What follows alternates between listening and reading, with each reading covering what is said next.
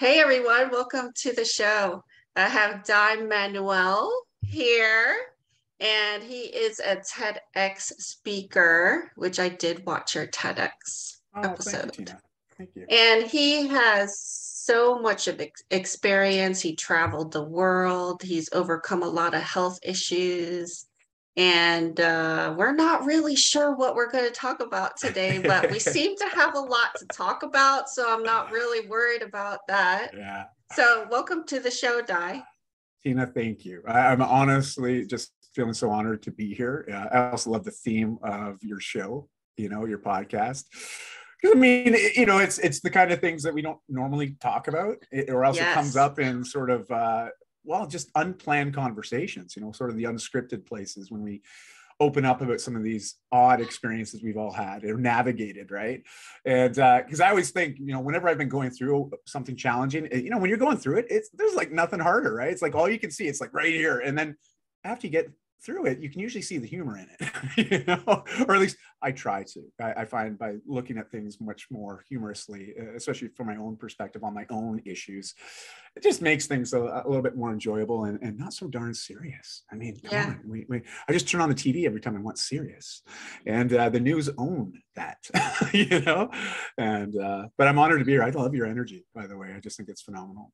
Oh, thank you. You too. I mean, I can tell you're a very energetic person. I mean, number one, you talk fast. Oh, So, that's just the Canadian in me, I guess. is it? Do Canadians talk fast? I grew up in Toronto, which is a little bit more faster paced than the rest of Canada. It's really Yeah. interesting how Toronto is, but a small rural community outside of Toronto, I should say. But I had a lot of family, so I was in Toronto quite a bit, and they tend to talk a little bit faster. It's sort of equate it to the New York or LA of Canada. Well, It's I'm the from New metropolitan York Toronto. City and Oh I've yeah, trained myself low down in that's everything. good. Good for you. Talking, eating, walking. The obsession with time, Mm, mm. like very time obsessed, looking at the clock, where you How need did to that one go? be. I don't wear a watch. Ah, cool. And I Wow. try not to look at the time, but I still have that tendency to look. But when I do, I go, don't look, don't look. It doesn't matter what time it is. Yeah. I like that though. Do you find that makes you much more present and just in the moment? I mean, Yeah. rather than And thinking about what's I coming see, and what's yeah, been, just sort of boom. I Yeah. see clients and we usually have an hour session together, but sometimes that turns into two. And I think it's okay. I think if I have extra time and I'm enjoying myself and I'm learning from them and they're learning from me, what's the Yes. big deal? Yes. You and I So I share try that. to be very That's good. relaxed about time. I think that's the way to do it though. Like, coaching, mentorship, even providing these sort of services around healing and clarity and really just busting out of our barriers at times. It's not something I think you can really do on a set schedule. To be fair, I mean, I No. guess you can have these Yeah. little focused periods of time to just really dive into it. But I find once you start making progress and you start getting into the nitty gritty, like you don't want to just end it right on the nose. Oh, hey, it's time's up. We'll pick this up later. I mean, like it just doesn't seem Yeah. right or Yeah. It natural to doesn't, me. So right. I feel the same way. Yeah. It's not Yeah. appropriate, I think. And Yeah. who No. cares? Like Yeah. I refuse to be a slave to time. And time is something hard to put your head around because I don't know if you meditate Mm-hmm. or, if I'm doing a Reiki session, I could do so much in 15 minutes, Yes.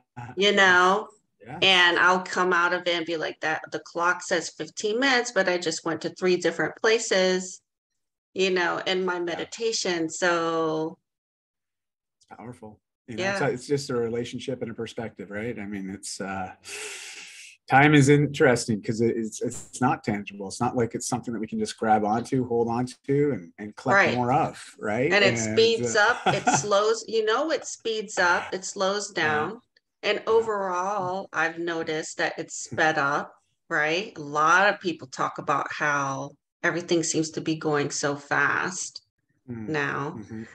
So let's talk about you traveling the world. I mean, Ah. how many countries for how long? And Well, to be fair, you know, my wife is the traveler. My wife, Christy, I've been dating my wife now like 20, almost 23 years. Holy smokes. Yeah, talk about time, right? It's like, woo, time flies when you're having fun.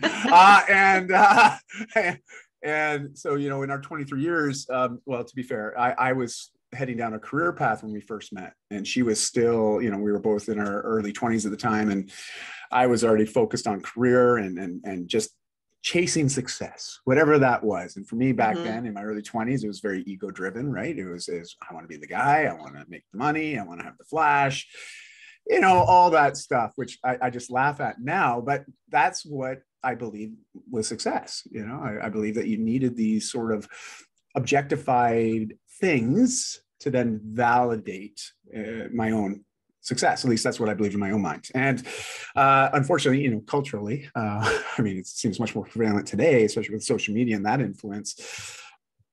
It's still an issue, you know, this perception that we have around success and happiness, and how it's tied to so much objectivity, I think, you know. And anyways, we'll probably get there. But this is the nice thing, and this is sort of the lead up to travel, right? I mean, you want to shift your outlook on life, go experience other cultures. You know, you start to realize, holy smokes, like I lived in bubble, you know, like you get so comfortable living in a certain way and dealing with certain types of people and just, you know, going through the daily motions of life. And my wife, she was never like that. She was always attracted to travel, and she's a very much a people person. Like, she just loves getting to know people and experiencing cultures, and she's a slow traveler. So it's not like, oh, we'll go here for a couple of nights and then we go somewhere else.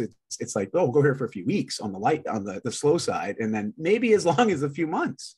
So we can really submerge within that culture and get to know people, some of the norms within that society, really sample what it's like to live there, you know, and see things often through the eyes of the locals as well. We often try to source tour guides, you know, or people that can take us around that have been there for their life. And we find those individuals can often take you down paths you normally wouldn't go with the tour buses and the more regimented tour guides. And so, you know, my wife dripped on me a lot because I managed to convince her to stay.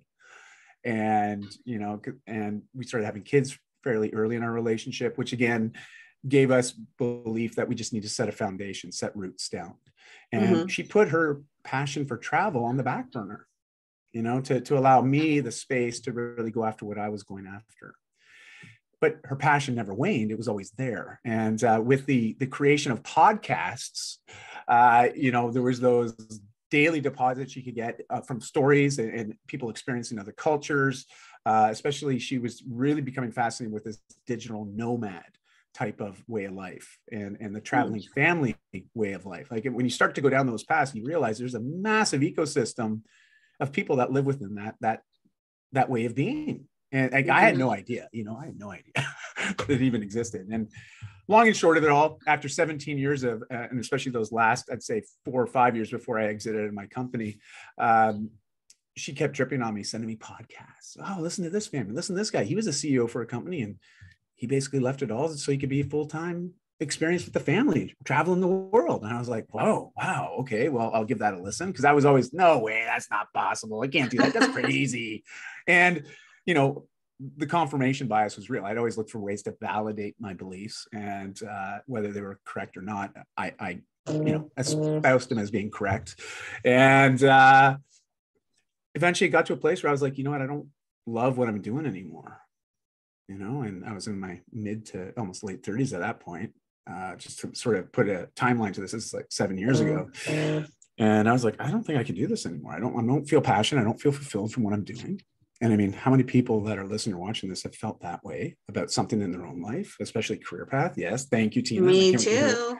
Like, it's a scary place to be, though, isn't it? Like, because, you know, what you've been doing for so long, like for me, it was 17 years of doing that. And I believe that was the path I was meant to be on for as long as I was going to be working, this is what I'd be doing, you know. And Yeah. I was running my retail operation, and I loved it. I did enjoy it for the time being while I was there, but that passion started to change. And it was also because my perspective on my own life changed. And you know, all you need to do is have your health threatened in a really foundational way, and it will shift your perspective. We see this all the time with people when they have a health scare or a health challenge. It becomes very, very real.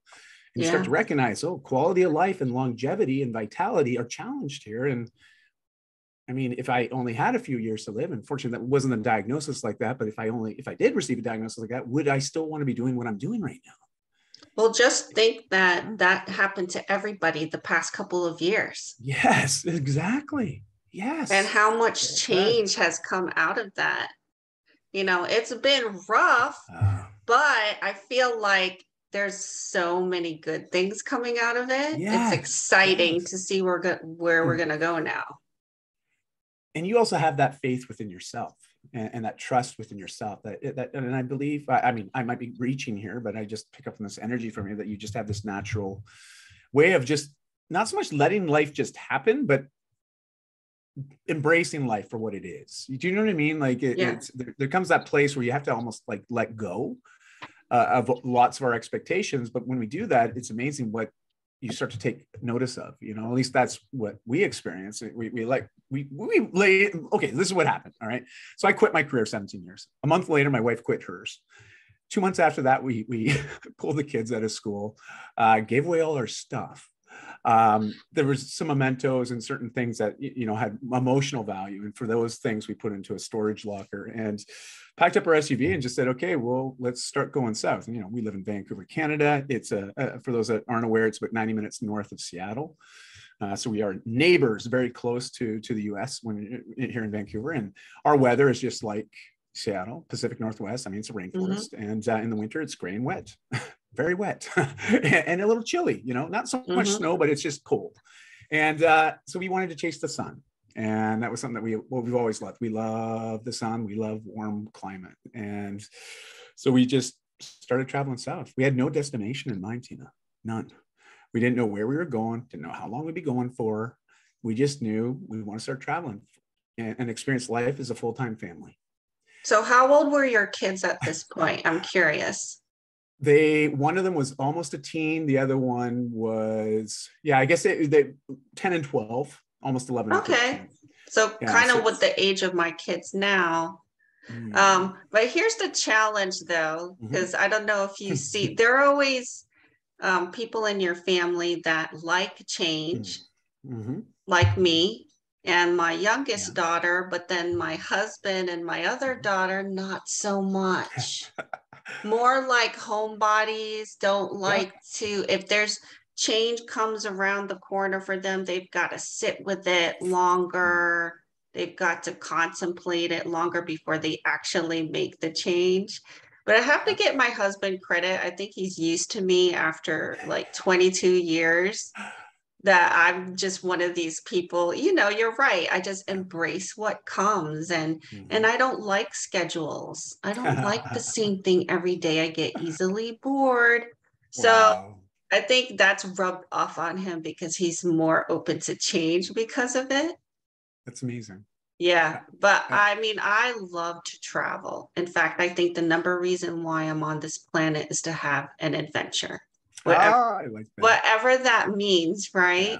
But with the latest pandemic, that kind of shut everything down. But the good news is I actually did some research this morning. I said, what countries are opening up and getting rid of their restrictions. And there's like a list of 83 countries that dropped it, including Canada soon. Right? As of the end of this month, yes, October 1, I think, is October 1, 2022. So by the time this episode comes out, it'll be a couple of months. Come have a visit. Come on up. Whoever's listening or watching, come on up. I know. So some places in the country, like down here in South Carolina, we never really shut down for long. That's great. We were like, no, we're not doing that. And I love that. And it's everyone's entitled to their to their own rights to do what they want to do. And Yeah. I think we live in a very free culture to a certain extent. And I mean, we should be allowed to have power of choice, you know, Yeah. and I'm not here to espouse any political views or anything along those lines, you know, religious or political. But at the end of the day, I think people need to be able to choose how they want to live their life, you know. Yes, and exactly. and Freedom. whenever that's and when that's challenged, I mean, rarely does anything good come from it. I mean, I think history has shown us that. At least I hope it does, and it should have. And you know, oh well, we're moving forward, and I'm optimistic, and I can hear the optimism in your voice too. That gosh, are we finally going to get through this? Yeah. Well, I'm an optimist, thank so you. I can't help Me too. it. I can't help it. I love that. I love that. I just want to focus on what I want to happen, not on all the other stuff, you know. Yes. Somebody else can dive into the dark and get lost in it. And like, I know it's there, I acknowledge it, but I'm not going to get swept over by that. So tell me like a crazy thing that happened to you traveling. Well, I guess there was a few things. My wife has just this natural optimism and just this positive outlook on life, which at times after this many years with her, it's just like, come on, can you just like get bummed out or get a little bit worried? Like sometimes, like, can you just like show me something here rather than just this? But it's just the way she's wired. Okay. And that's one of the things I love about her.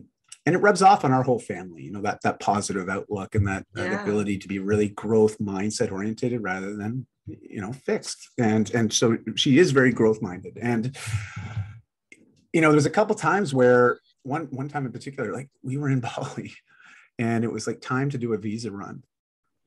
And the way Bali works is if you go in on just a regular tourist visa, that's typically 30 days, and then you can extend it an additional 30, or you can pay a certain fee and you get a 60-day visa.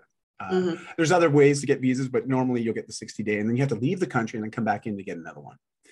So a lot of people will just go for a 1 day or 1 night somewhere, you know, like often to like Singapore or Kuala Lumpur. Even some people might go to Australia. Like, you go for a flight and then you come back. But this all takes money, takes time, a little bit of resources. And, you know, we just got sort of mixed up on some of our financial positions at that time. This is going back, you know, almost 4 years now. And we found ourselves without any money in Bali, needing to get out of the country. You know, it was and it's not just like it's one of us. We got our 2 kids with us too. And I'll be honest, you know, we had overextended on a credit card as well. So normally we would use that credit card for travel and then we would pay it off every month. But just based on how things happened, we were without payment. We didn't have anything coming in for a little bit. And so, I mean, I'm like, what the hell are we going to do here? Like we're stressed out, and they fine you. And in some cases, we've heard these extreme stories. They're going to kick you out of the country and they won't let you come back. You know. Well, what's the point of leaving the country and coming back for a day? I don't really. That's just to get a new visa. So you need a visa to stay in the country. Right, but I mean, what's the purpose? Oh, because we were living there. We were extended. Oh, that's just the way that they operate because they make $60 US every time they have to renew it. It's a massive cash cow. It's a cash cow. Oh yeah. You know, anyone who's been in Indonesia, especially Bali, you'll know it's all about money. So why can't you just stay there and pay another visa fee? You have to leave the country. Why? It doesn't make any sense. I believe me, there's lots of things that don't make sense, especially in these countries that aren't quite as developed, let's just say. You know, they're not quite as mature, especially when it comes to government and just the way government agencies operate. It's just, you really start to notice the differences between sort of the more, you know, European-based type cultures, right? Like more of the first world, as they say, and I don't even know what that means anymore. I think it's all becoming quite blurred. But, you know, when we look at like, especially North America and US and Canada, I mean, the way things are done here, there's a lot of rules, there's lots of legislation and you know, some are okay and some are great. Some are, well, we often scratch our head saying, why? You know, and but in those other countries, you'll find that it's very, very different. Now, this is a good thing about travel. So this is actually one of the things we like about travel, except for when you find yourself in a situation. Except when you're broke.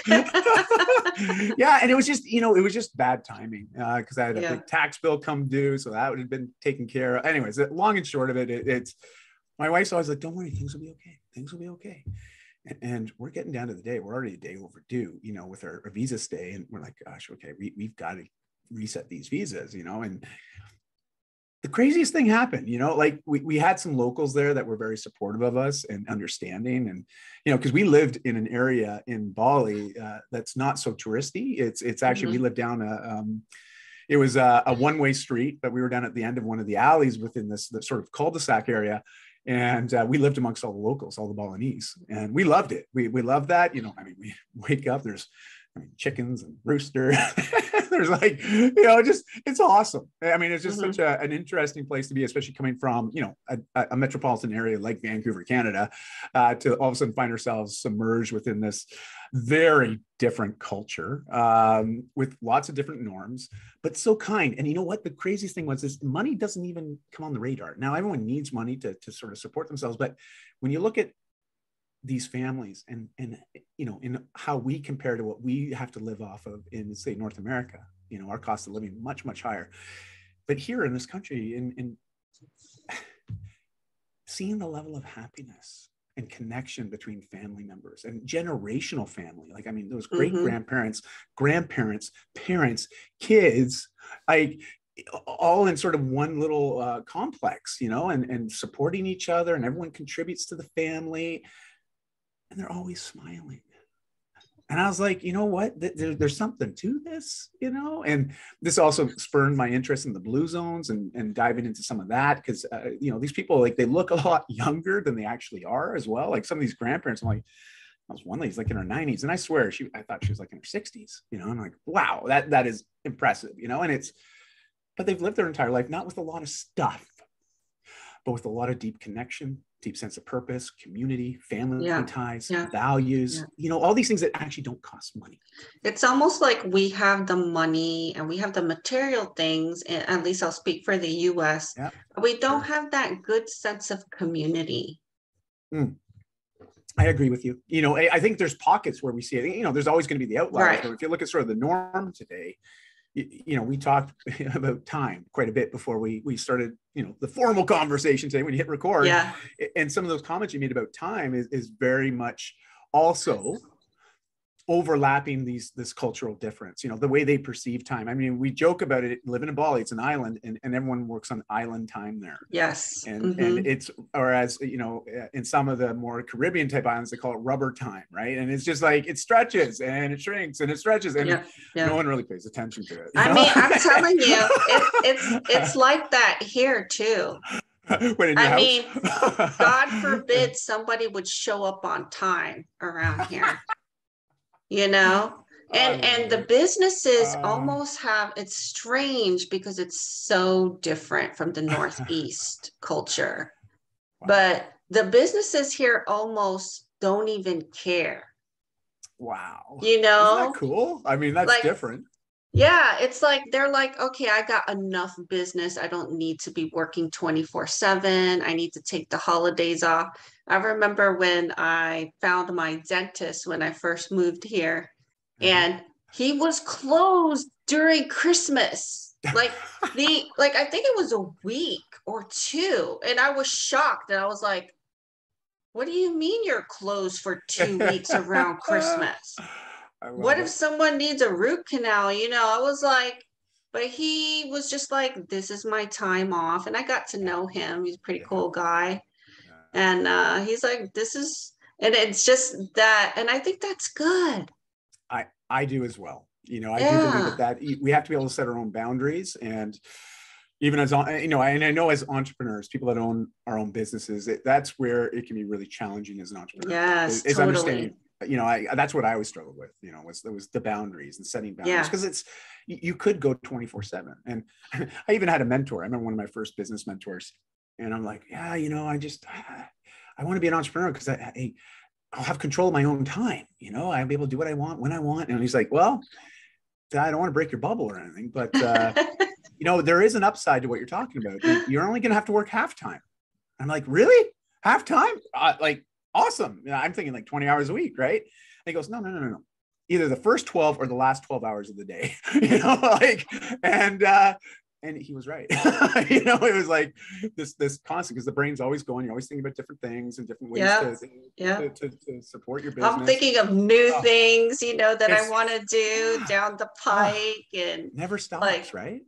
Never stops. Yeah, and I'm kind of an idea person, so I like to think of new ideas. Like if anybody out there needs ideas, I've got a million of them.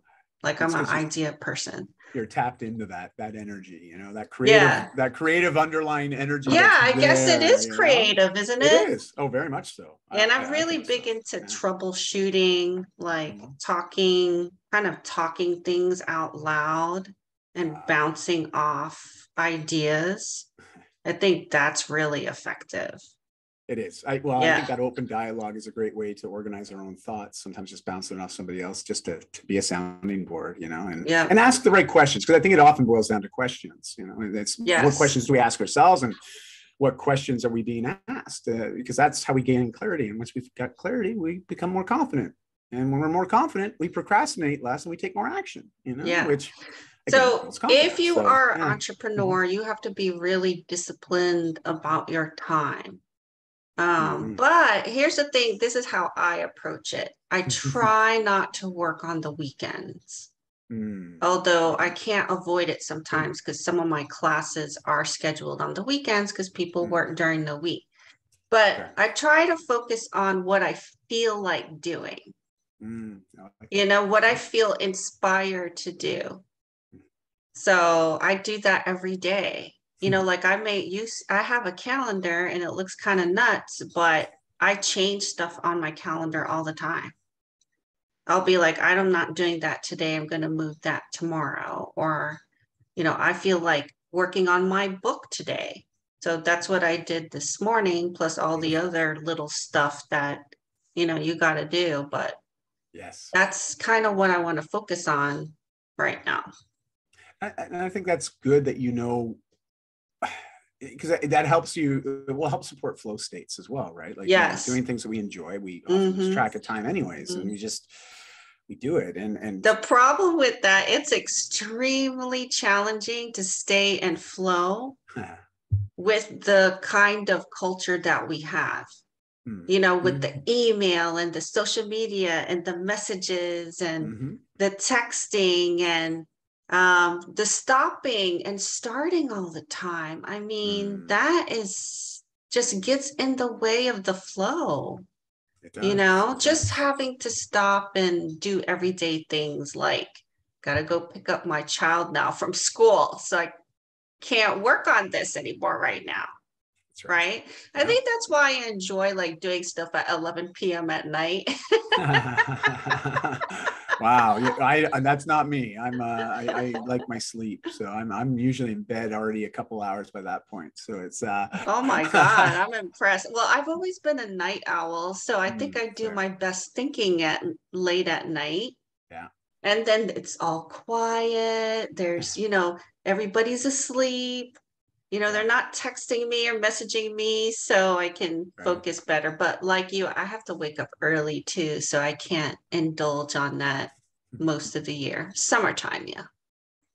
It's a little easier in the summer when the daylight hours are longer too. At least that's what I find. I find I'm very stimulated by the sun, by the light, and I love it. You know, I like longer days. So now you're living in the wrong place. Trust me, that's one of the things I loved about Bali. It was 12 hours of light, 12 hours of night. Like, it was like so close to the equator there. It was like half and half all the time. It didn't ever deviate. You know, they don't recognize daylight savings time or anything like that. It was really cool. I did enjoy that. And so let's go. Wait, I got to finish that story. Oh, yeah. wait. I'm going to bring you back. I'm going to bring you back.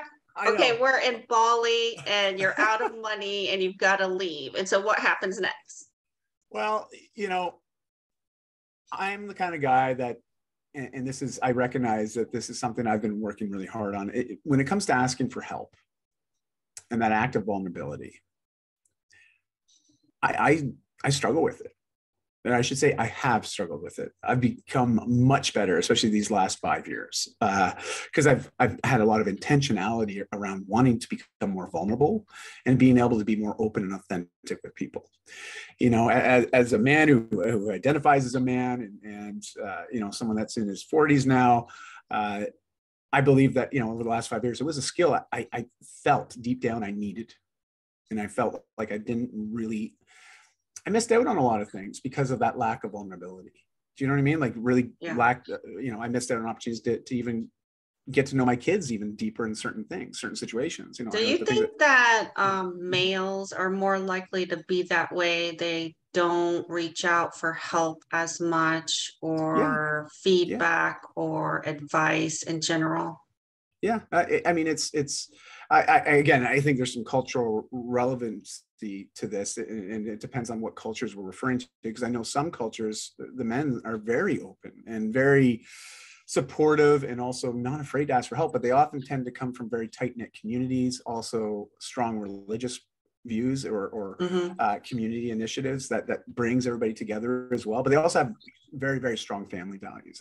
You know, when I've gone deep on this stuff, I've been running men's groups for years now. It's what my TEDx talks about, you know, is my journey to discover more vulnerability. And, you know, we have to look at how our brains are wired, right? They're not wired to be happy, but they are wired to learn, to grow, to change, to evolve. And two of the most effective ways for that to happen is through mentorship and modeling. And so if we think about men, and in particular, I'm speaking as a man who identifies as a man. And so anyone that's listening to this, please take that into perspective and consideration. And because this may not be true for everyone, but from what I've observed personally, as well as observed just through my years, a lot of men, when we look at our role models and the people that we associate with, and we look at the habits of those individuals and how they cope with very hard conversations and tough situations and challenges, we don't always have the greatest tools or resources to deal with those. And if you look at these groups, like myself, I was in a group and I looked at the people that I associated with and I spent the most amount of time with. And the way I dealt with any sort of overwhelm, anxiety, stress was the same way a lot of them did. We'd have some beers. We'd go play golf. We'd hang out on the 19th hole, you know, as they say, and we drink more and we'd have really empty conversations and you know, pardon my French, but bitch fests, you know, just complaining about situations in our lives and spouses and kids. And like, just, it was not positive. And yet this was just the norm, because this is how me and my group of associates we're just modeling the things that were taught to us. And this is a generational thing. And it's been generations where this kind of habit or lack of mentorship and positive role modeling, and because of that depletion and those acts, if you will, and that way of showing up for other men, I mean, we're left just trying our best, trying to navigate this as best we can. And, you know, the old cliches or stigmas, you know, real men don't cry. Like, I mean, we hear these, right? We think, God, I hate that so me too. much. Thank you, Tina. Cry, you know, like, cry. Even the women, like, they come in and we're talking about really emotional things, my clients, and I'm like, please, I'm telling you now, you have the green light to cry if you'd like. I've got a box of tissues. This is a safe place for you. I said, this is your release. This is how you are releasing things. So this is all about healing. And so we're here to help you heal, whatever that may be. So, but Tina, that space that you create for women and men alike, it's not, I mean, I believe everyone should have access to that kind of a space, that kind of an energy, that kind of a support. But when you look at the world, and I hate to bring this up, but it's a big part of my mission is to inspire role models, to inspire people that can role model and mentor the next generation in a positive, constructive way that allows us all to evolve, allows the world to evolve. And, you know, it all starts with us. and what you're doing, that space that you're providing to have these authentic conversations of things just to naturally flow. It's not like we're trying to run away or suppress emotions. We're trying to better understand and learn from them, but Yes. also sometimes you just got to let them go. It's especially when those negative things bottle up in us. And, I became much more in tune to this. My father passed 5 years ago from pancreatic cancer, and that was challenging. But meanwhile, we'd already transitioned away from our careers. We had this luxury, I shouldn't say luxury of time, but we had a freedom of time, because we didn't actually have a place that we needed to be at any given time. As long as we had an internet connection, we could work. So we went back to Toronto, and we spent the last 6 months with my father, at least around him during that sort of end of life process. So I feel very grateful. And it's funny how the universe works, because had I still been in my career, I wouldn't have had that ability or opportunity. And so it's like things happen for a reason, and we're always trying to think about that, and it's like, what is the meaning of this? Like, what's being told to us right now? What is the story I'm supposed to be listening to? And my father wasn't a vulnerable man, and he was raised, by his parents, and his parents, I remember him once telling me he doesn't recall them ever saying to him, "I love you." And my dad would tell us, "I love me," to my brother and I, but it was always just in passing very quickly, and sort of like, like you're about to hang up the phone. "Okay, I love you. Bye." Yeah. So it was like, you know what I mean? It was like that sort of a thing. It was, but that was him at his best, being able to communicate that, like he was trying, but, he grew up in a culture where that just wasn't, men didn't espouse that. We didn't say that. We don't cry. We don't show our emotion. My father was very stoic, very controlled when it came to emotions. Even when he would get angry, he was really good at bridling that, to sort of try to keep it in control. Now, that could be a negative too, bottling up all those emotions. And I know there's a lot of, if you read a book called Radical Remissions, it talks about these 1,400 cases of people that chose to fight various stages of cancer, but doing it natural ways, like anything but modern day medicine. And 1,400 of these cases, they all went into remission. But when they actually answered all the surveys and really dove deep, and the doctors and the researchers said, "Well, what were you doing to then work through and get into a remission with your cancer?" And people gave all the details. Of all these 1,400 cases, there was 9 commonalities from person to person to person. They all did at least these 9 of the same things, and they're things that don't cost money, but they're things that do require a certain level of vulnerability and honesty and openness. Some of these things meaning releasing negative emotions. Also getting support to manage emotions. Also developing a deeper sense of your person, yourself, and your reason for being here. So that sort of stems off of something called logotherapy. Dr. Viktor Frankl, who wrote Man's Search for Meaning, he talks a lot about this, finding the meaning and purpose in our lives and allow that to guide us through the hard stuff. Nietzsche said, like, hey, with a strong enough why, you can endure anyhow. And that, because of this period of my father going through pancreatic cancer and me trying to deal with the grief, and I started to go down all these rabbit holes, looking at regret, looking at death, looking at life, and questioning a lot of things that I was doing, and even looking at my own kids and my relationship with them and my wife. And I realized my lack of vulnerability was the thing holding me back from fully experiencing all those things in a way that was more authentic and connected and present. And so I just needed to get to work. And I'm here, I'll be the first one to admit, it's freaking hard. Okay. It is not easy, but it's worth it. Okay. It is worth it. And, so for what's that worth? I invite any man that might be listening to this, don't shy away from it. If you do feel very uncomfortable, don't worry, you're not alone. Majority of us men feel that way. But if you find a space that's safe to practice, getting authentic and opening up about some of the things that we hold back and hold in, you'll start to realize that all of us men, as soon as we start opening up about that, everybody else is putting up their hands saying, "Me too." We're not alone. Yeah. We are not alone. Most of us are dealing with this, but we never open up about it, so we don't know. We figure, hey, no one gets me. I'm on an island. No one would understand what I'm working through. Why tell anybody? They might judge me. Use it against me. Like, man, like it's wild, right? With the psychology of this, when you really dive into it. And all I can say is, once you get started and you start to open up, and with a controlled environment where there's a space created to practice this in a way that nothing bad's going to happen, everything can change. and it changes really quickly in a positive way. And Yes. that's my invitation to men, is like, just find a space, find a men's group, Yep. and just start showing up.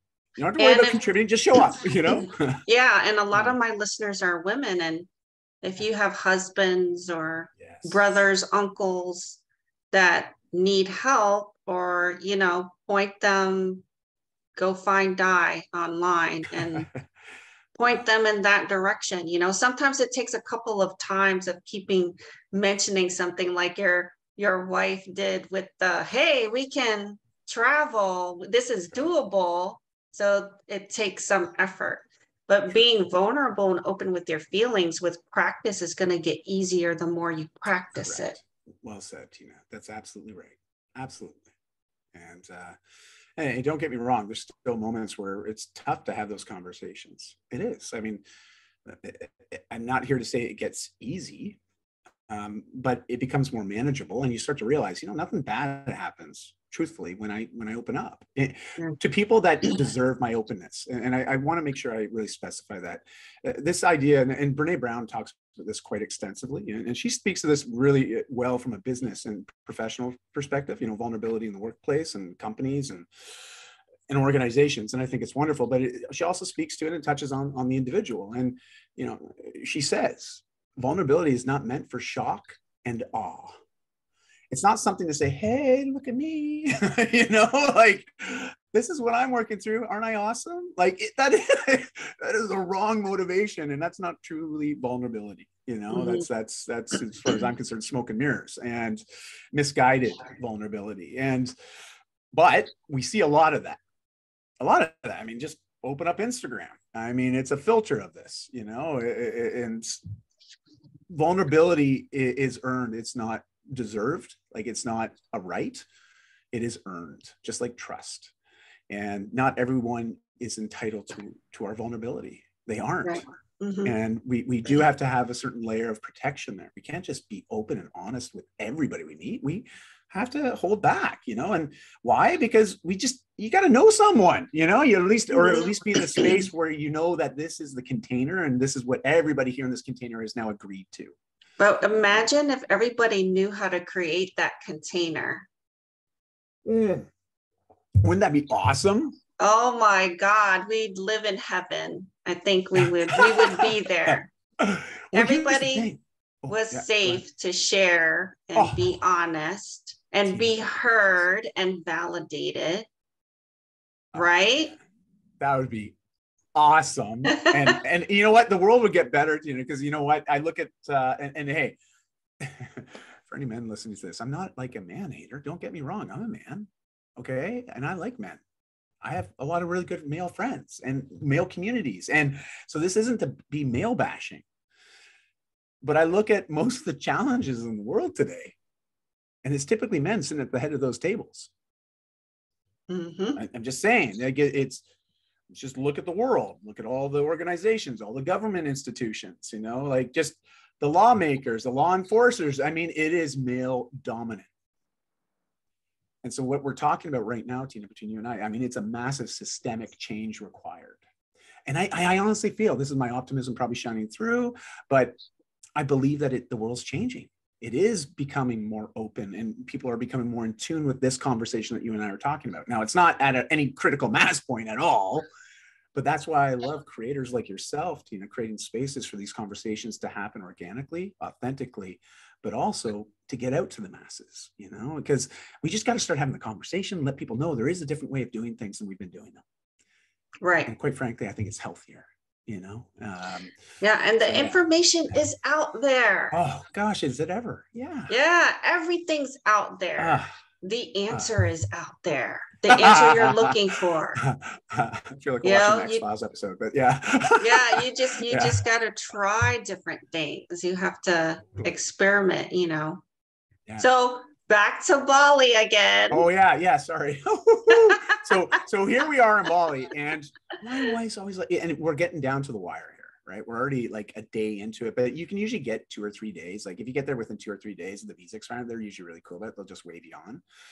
Otherwise, they do start to charge you. It's about $100 a day, So it starts at per person per infringement.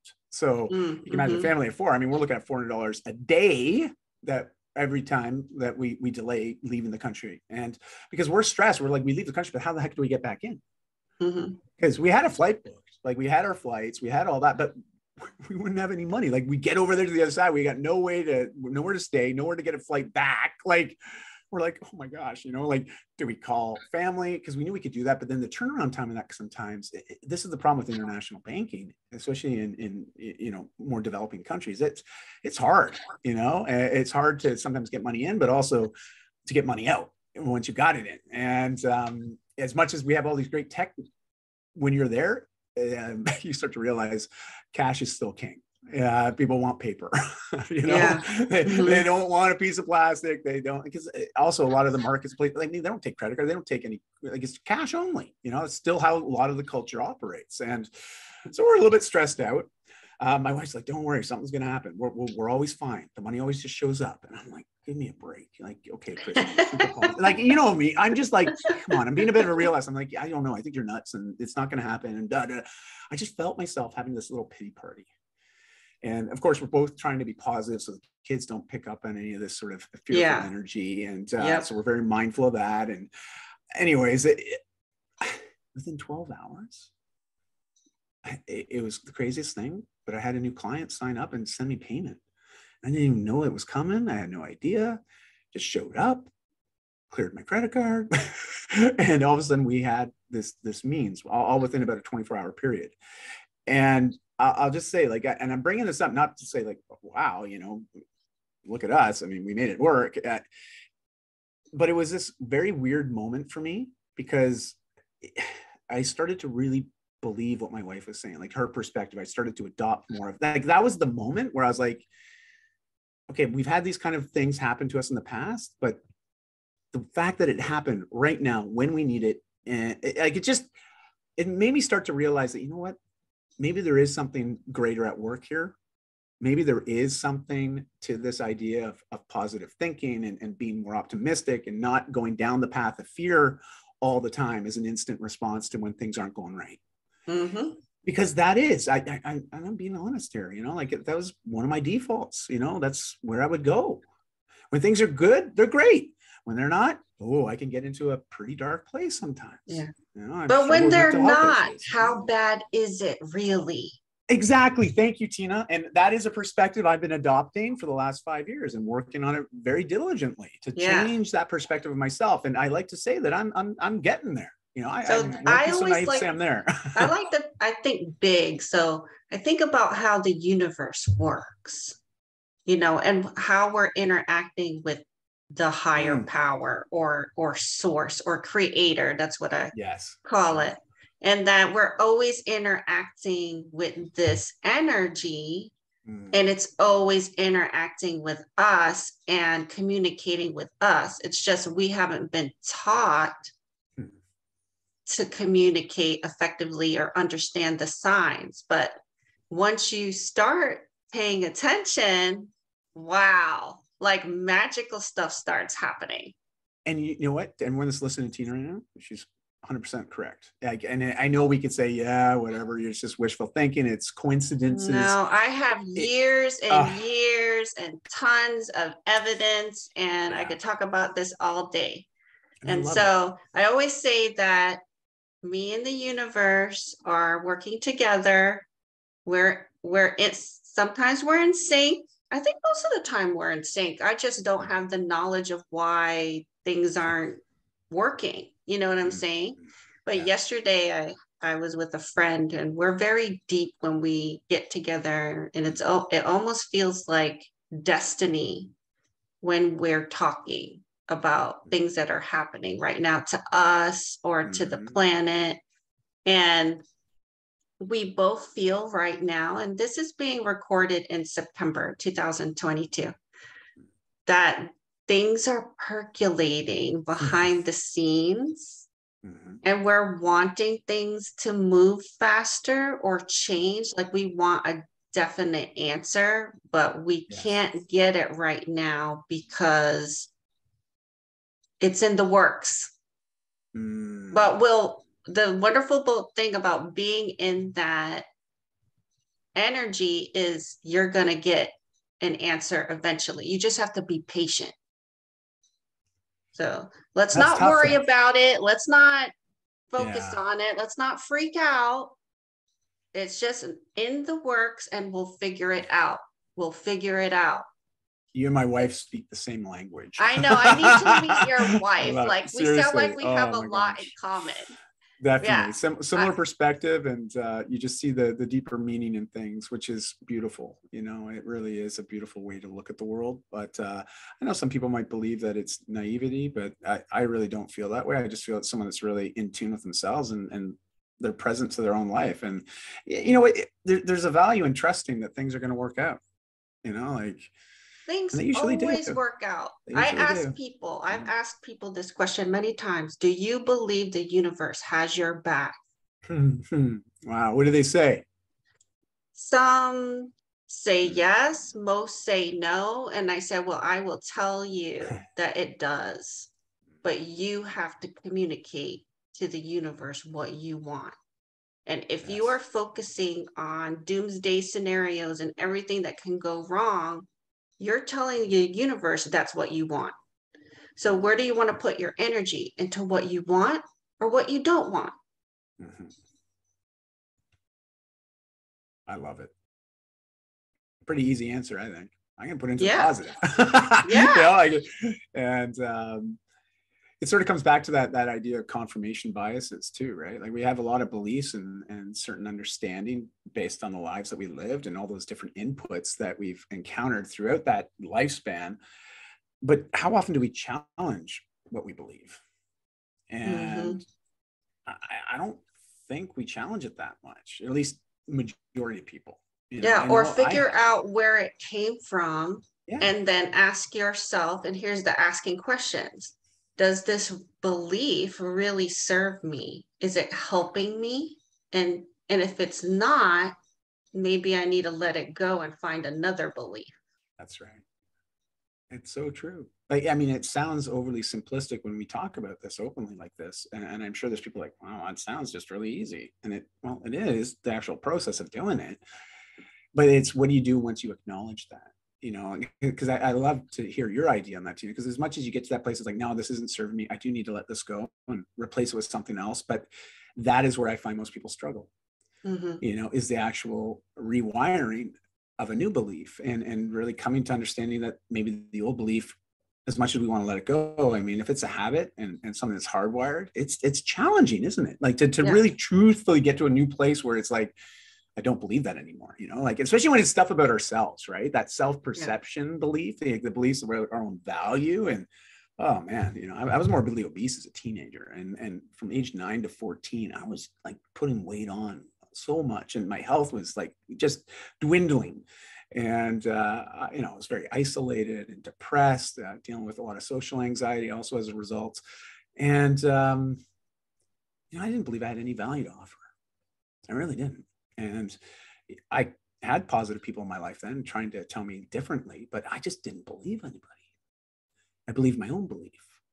And I always looked for reasons to validate those beliefs, you know, like to prove myself right.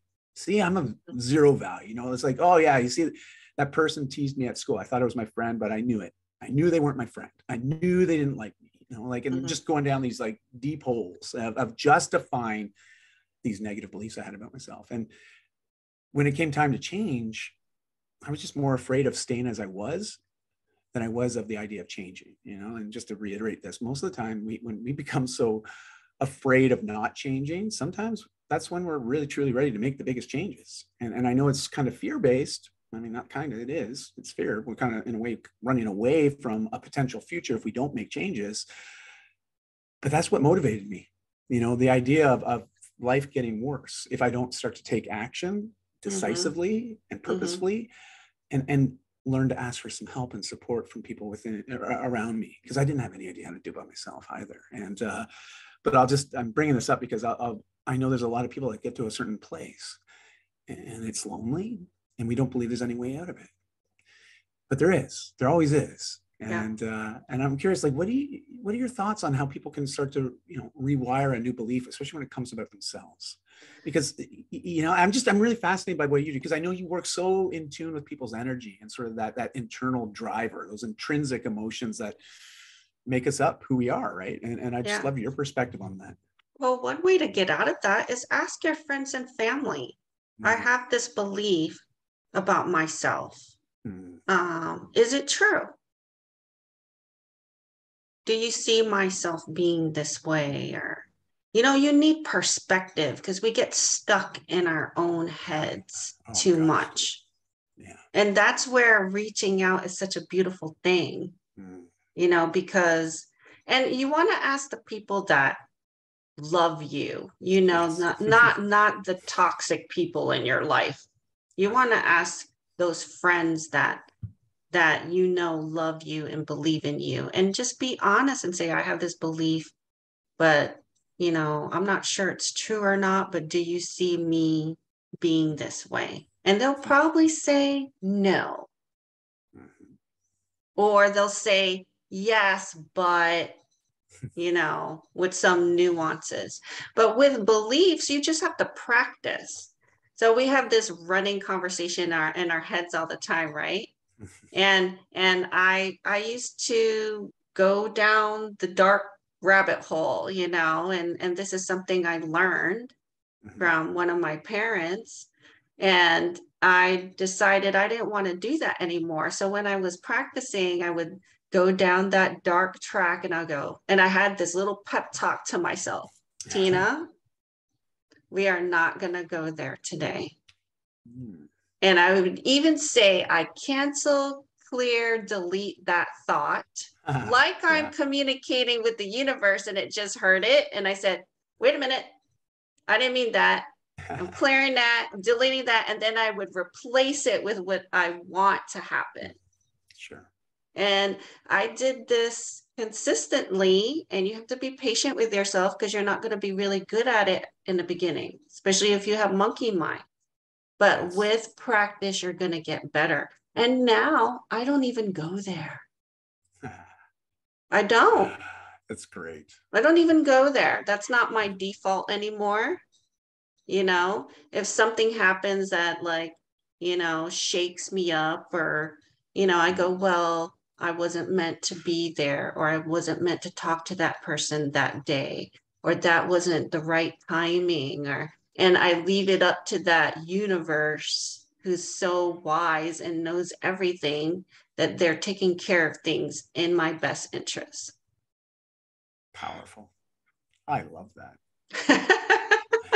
And how long did it take to get to that new place now where your default? Like, what would you say is, like, how long do you think? Because I love the people's debate. Oh, it takes X amount of days to form a new habit or to rewire the brain. There's no actual number that's accurate. It's all different, and it all could be absolutely correct. I would say probably a couple of years. Yeah. A couple of years, and you Sometimes. just have it takes awareness, and Yes. you have to stop yourself from defaulting to the bad habit of thinking negatively. And I have a friend, we're very much alike, but she tends to go dark, and I said, I know I can't explain this to you, but I told her, I don't believe that's going to happen.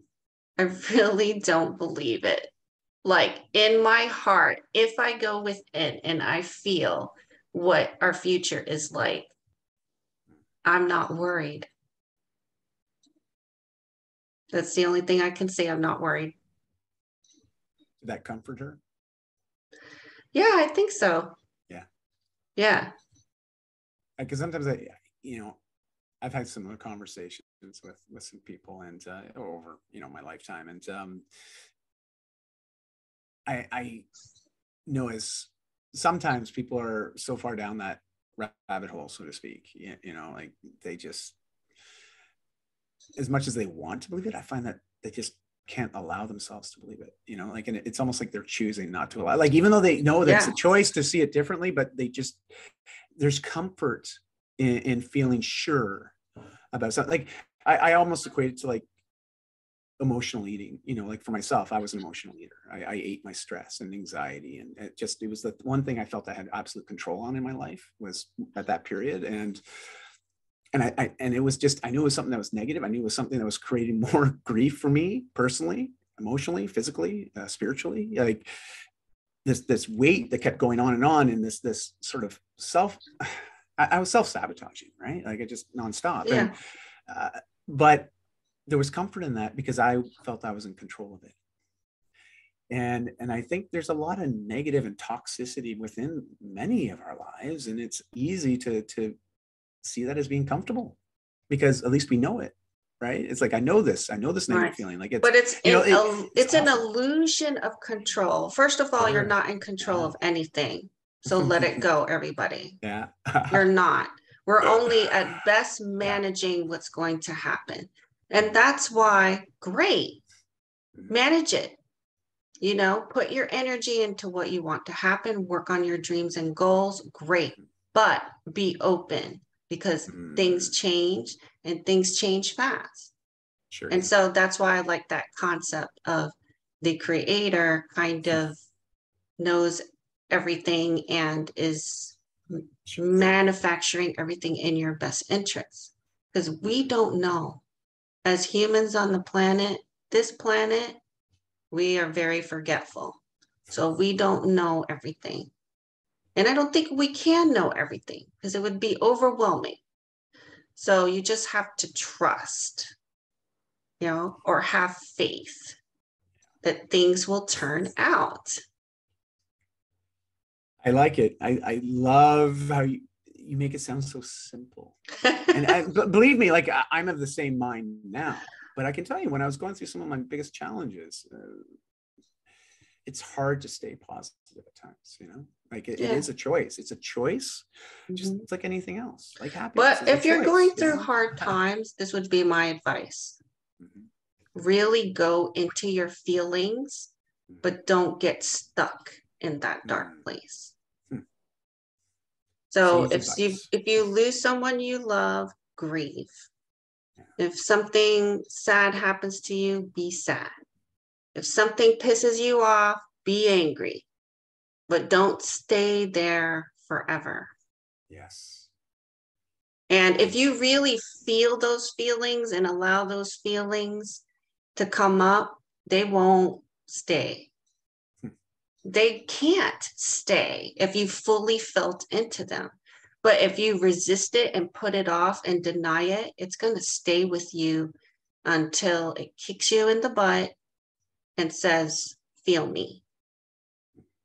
Feel me because you're ignoring me. Feel me, feel into it, and then move through it. Sage advice. It's good. I like it. It's gold. I know. So you've done a lot of things, and right now tell the audience kind of what you specialize in, because we kind of touched on it a little bit with the males and your groups and making changes. I guess, are you the change expert? So tell us, tell the audience what you're good at, what you're working on, and how to get in contact with you. Well, thanks, Tina. I appreciate that. You know, I like having conversations with people, and I like meeting people where they're at. But the biggest thing that really gives me great fulfillment in life and brings a lot of joy and happiness to me is this idea of helping people create the results that they most want. And sometimes those are physical, sometimes they're emotional, sometimes they're spiritual. But more often than not, it just has to do with their life and what's a priority versus what isn't. And sometimes it's just realigning. We have to realign what it is that we're passionate about and what we feel is our purpose. And then we just have to align with the process, right? There's a lot of P's there. I like alliteration, by the way. So, because passion and purpose, if you can, really harness those and get clear on where those are going or pulling you more appropriately, it's just a matter of aligning with the right process. Because chances are there's people that have done similar things and achieved similar things, and they did certain things to achieve that. And we're no different than those people. We're all very much alike. And things are repeatable. And so long and short of it, I've been doing 28 years of fitness, nutrition, and mindset coaching and mentorship for individuals, both personally and professionally. So the businesses, organizations, teams, but I get most excited to have the one-on-one conversations with individuals, because that's where huge impact can be made. As much as you can make big changes in groups, it's lovely, but to change an individual and support them with the change, it has that positive ripple effect into an immediate community and family. Oh, yeah. And I'm sure that gets you excited with your client work too, right? Yep. And so, yeah, so I do that, and I love it. And, but at the end of the day, I'm just someone that likes to help people have a healthier relationship with change. That's it. It's all our perspective. Like, Tina, your perspective on change is beautiful. And I know it didn't come there by accident. It was based on how you chose to live your life and how you chose to challenge certain habits and beliefs that were not serving you and holding you back. But for all of us, we sometimes need a mentor or someone to speak to help us navigate that when we're getting started. Yeah. And so in that front, as a fellow guide, I guess, on people's journey, Tina, you get this like anybody else. We're guides and we help people. We help them go from A to B to C, and then just be like, okay, you're off on your own now. Like go, do life and do life well. And please, go and spread that love and excitement to the world, because I know that you see in people, like I see in people, the potential that often they don't see in themselves. Mm-hmm. Unlock that. That is how the world changes, and so that's what I do. And, people want to have a conversation, just connect with me on social, Instagram, Facebook, LinkedIn. I mean, pretty much all of them. I'm on it. If you can spell my name, you'll find me. Dai, D-A-I, Manuel, M-A-N-U-E-L. And my website, I've got about 1,700 articles. I've been writing and publishing my works, at least on my own site, as well as, through my publisher and stuff, other publications and stuff. But if you go to my website, there's about 1,700 articles over the last 15 years of just writing content to help people. It is a rabbit hole. I will be the first one to say that it's a rabbit hole, but it's a nice rabbit hole, and you'll learn something. And I'm gearing to inspire, motivate, and educate people in a fun way, and that's it. And Tina, you know what? I feel inspired after talking to you today. I just want to say thank you. Thank you for that. I feel it's pumped amazing. up. Let's go. What are we going to do next? I love it. I absolutely love it. And, the world needs more shows like this, more podcasts, more content. Yeah. Let's talk about the real thing. Let's talk about the odd things, the weird things, the regular boring conversations about sport. I mean, I don't even talk about sports, but sport of life. Great if you like it, but I want to have real conversations. I want to hear the real deal. I want to hear the authenticity of people. And I love storytelling, and I think we should tell our stories. Yes, I agree. And thank you for capturing stories, for the rest of us to just be that fly on the wall and to pick up and learn. That's how we're able to model and be mentored, is indirectly through content like this. So I know it takes a lot of energy and a lot of energy to show up and to do this. So just want to say thank you. I know there's people listening and watching you, and I know they're channeling that energy towards you, but I just want to vocalize it, just be here to acknowledge you and say thanks. So thank you so much. And thanks for sharing your stories with us. Thank you. Appreciate it.